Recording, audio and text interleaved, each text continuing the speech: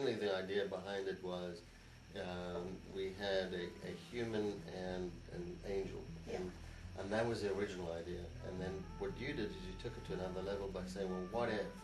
And what if became, they were each angels, one light, one dark, and they didn't know that about each other. And that changed the whole dynamics of the characters. Both of these angels, one light and one dark, they've been on this planet pretty much since humans, I mean, all the way back to the cave days. And their job, each of them has a separate but distinct job, and that is to harvest souls for their side of being. In the equation. Of the equation, right. Yes. And Luci harvests souls for the light side, and Nox harvests souls for the dark side.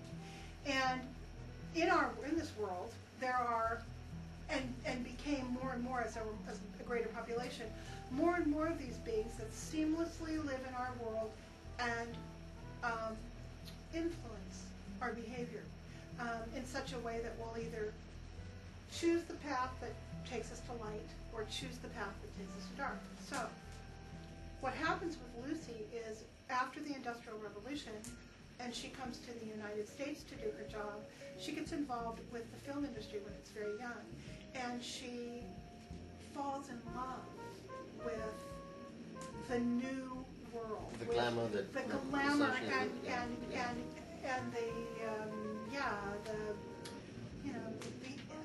industrial art of the whole thing. And so she, for a century, pretty much stays close to that, from the 10s and 20s all the way through to today.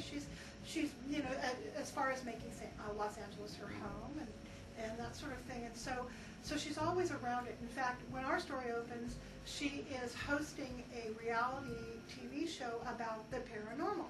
And so she always dresses in homage to someone she loved: Veronica Lake, Farrah Fawcett, Betty Page, Audrey Hepburn, someone who's no longer with us, who was important to her.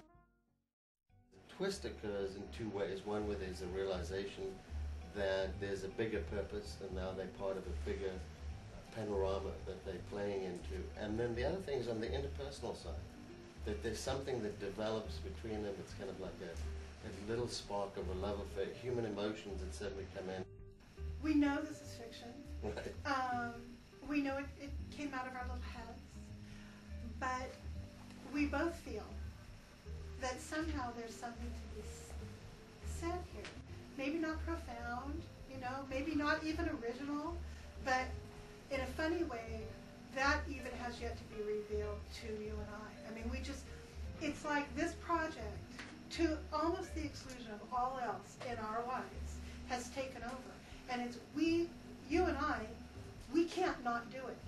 And life intervened and stopped us in our tracks. I think we needed something to stop us because we needed about 6 or 8 weeks to really integrate and think about and let this whole thing ferment a little bit.